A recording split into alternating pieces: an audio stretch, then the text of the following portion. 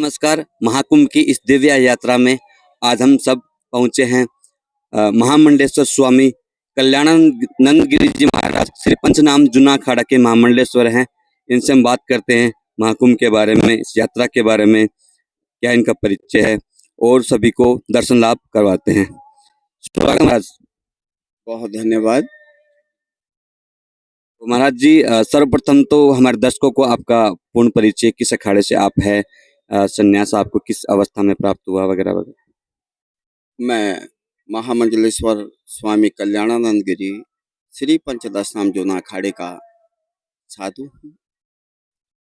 और आपने जो कहा कि आपने कब संन्यास लिया, मैं अध्ययन क्रम से निवृत्त होने के बाद जब एक विषय को लेके चिंतन करते हुए पीएचडी करने की तैयारी कर रहा था और वो विषय धर्म और राजनीति के संदर्भित विषय वस्तु में था, तो धर्म को समझने के लिए जब मैं धर्माचार्यों के सानिध्य में गया तो धीरे धीरे वो रंग इस तरीके से परिपक्व हुआ कि मैं स्वयं ही धर्म के जीवन को जीने के लिए आता।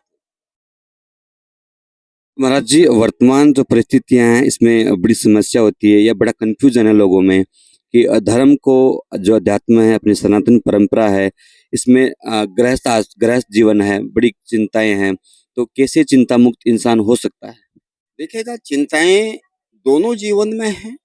गृहस्थ में भी चिंता है और विरक्ति में भी चिंता है। ऐसा कुछ नहीं। समाज को एकत्रित करना, अपने अध्यात्म की परिकल्पना को जीवंत रूप देने के लिए उसमें भी चिंताएं करनी पड़ती हैं। अगर आपने थोड़े समय पूर्व का इतिहास उठा के आप देखेगा, धर्म सम्राट स्वामी करपात्री जी महाराज, जिन्होंने गौहत्या विरोधी आंदोलन को इस भूमि में जागृत करने का उपक्रम किया था, बहुत कुछ उनको खोना पड़ा। तो कहने का अभिप्राय यह है, चिंताएं दोनों ओर हैं। लेकिन एक ही बात आपको मैं कहूंगा, गृहस्थ में रहते हुए अपने सनातन संस्कृति को जीवंत रूप देने का आप उपक्रम करें या विरक्ति मार्ग में चलते हुए अपने समाज को संस्कारित करने का उपक्रम करें, दोनों में मेहनत तो होगी, दोनों में प्रयास करना ही होगा। जी, बहुत धन्यवाद महाराज। और अब क्योंकि बड़ा दिव्य और रहस्यमय महाकुंभ है, 144 वर्ष बाद में आयोजित हो रहा है, तो उस प्रयागराज महाकुंभ के बारे में महाराज। देखिएगा, जो कुंभ महात्म है, कहा जाता है जिस समय देव और दानव समुद्र मंथन को कर रहे थे, उसमें से एक कलश निकला जिसमें अमृत था। दुर्भाग्यवशात वो दैत्यों के पक्ष में गया था। हाँ, उस समय थोड़ी सी विचारधारा रखी गई कि अगर ये गलत व्यक्तियों के सेवन में चले जाएगा तो समाज में विरक्तियां और विकार उत्पन्न हो जाएंगे, जिस कारण इंद्र के पुत्र जयंत उस घड़े को लेके भाग लिए। कहते हैं वो भारतवर्ष की 4 जगह में छलक गया था, जिसमें से एक प्रयागराज इलाहाबाद भी है, जिसको प्रयागराज आप और हम कहते हैं संगम की नगरी। यहाँ पर भी वो छलका था, उज्जैन में छलका, हरिद्वार में छलका और नासिक में छलका। जिन 4 जगहों में प्रति 12 वर्ष बाद पूर्ण कुंभ का आयोजन किया जाता है। ये सौभाग्य है कि प्रयागराज में ये 144 वर्षों के बाद ग्रहों के और नक्षत्रों के एक ऐसी सिचुएशन के साथ कुंभ आ रहा है जिसको आने में 144 वर्ष लगते हैं।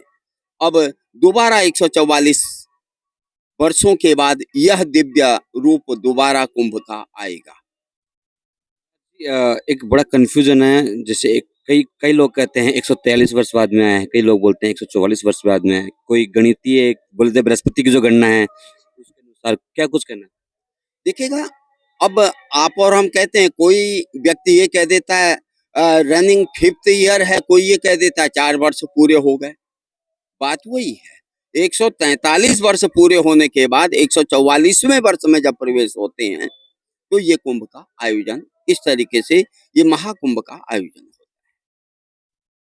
महाराज जी, आप एक प्रतिष्ठित पदवी महामंडलेश्वर की उपाधि से सम्मानित है। तो आपके संत चर्चा में भी ये प्रश्न उठता होगा और ये सामान्य सा प्रश्न है कि भारत का विकास कैसे हो? क्या योगदान हर व्यक्ति का क्या योगदान हो सकता है? गृहस्थ का, राजनेताओं का, विद्यार्थियों का, संतों का, महिलाओं का, सभी प्रकार के लोगों का क्या योगदान हो सकता देखिएगा, अपने राष्ट्र के विकास में, अपने संस्कृति के विकास में, चाहे समाज के विकास में, हर किसी को हर किसी को अपना अपना योगदान देना होगा। किसी को तन से, किसी को मन से, किसी को धन से, किसी को सामर्थ्य से। आप और हम अगर देखते हैं, आज़ादी की करुण गाथा भी देखते हैं, उसमें कुछ लोगों ने बलिदान दिया, कुछ लोगों ने उनको सहयोग किया। इस तरीके से अगर कोई भी क्रियाकलाप आप और हम करना चाहेंगे, उसमें सभी की एकरूपता, सभी का सहयोग और सभी की साझेदारी अत्यावश्यक होगी। हाँ, ये अलग वस्तु है, आप जिस विषय के पारंगत होंगे, आपका सहयोग उस विषय से संबंधित हो, और दूसरा जिस विषय में पारंगत होगा, उसका सहयोग उस विषय में उस तरीके का हो। इस तरीके से जो टुकड़ा, टुकड़ा, टुकड़ा, टुकड़ा अलग-अलग विषयों की एक रूपता बनते निकल जाएगी, वो एक पूर्णता की ओर को जाके समाज में उन्नति का कारक बन सकता है।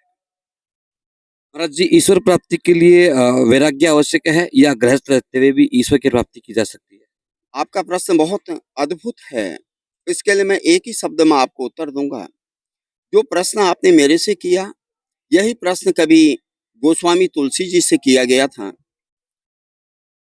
तुलसीदास जी को पूछा कि महाराज, आपने गृहस्थ जीवन की पराकाष्ठा को भी देखा है और अब आप विरक्ति का जीवन भी जी रहे हैं।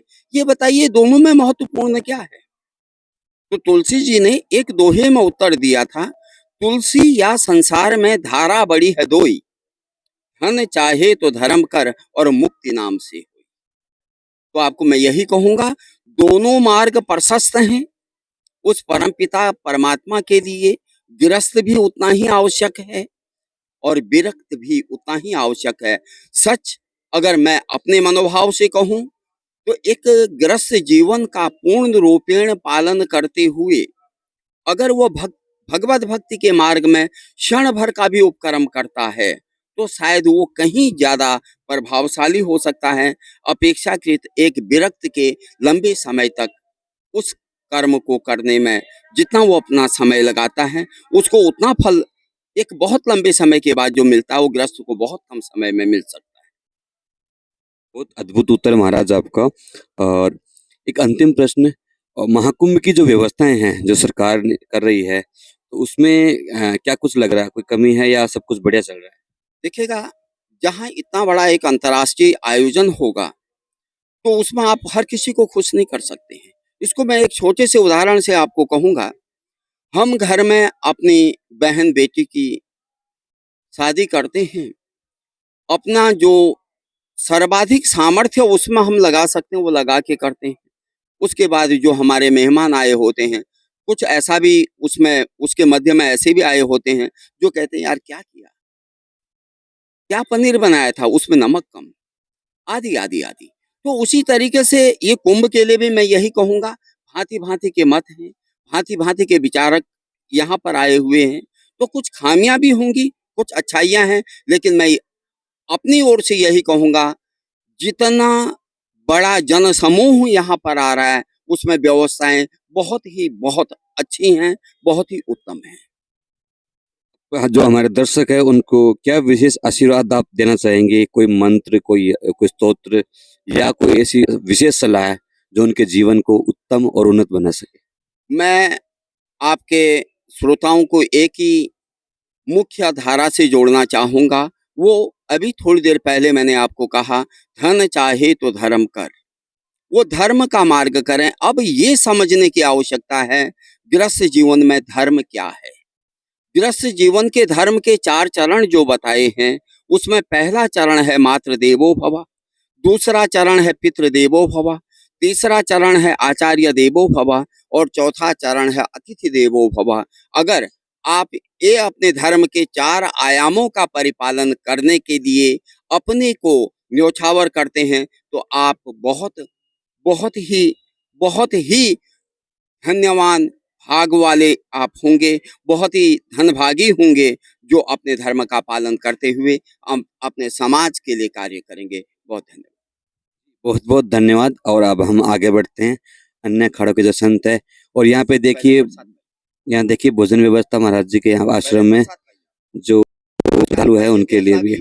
बहुत धन्यवाद।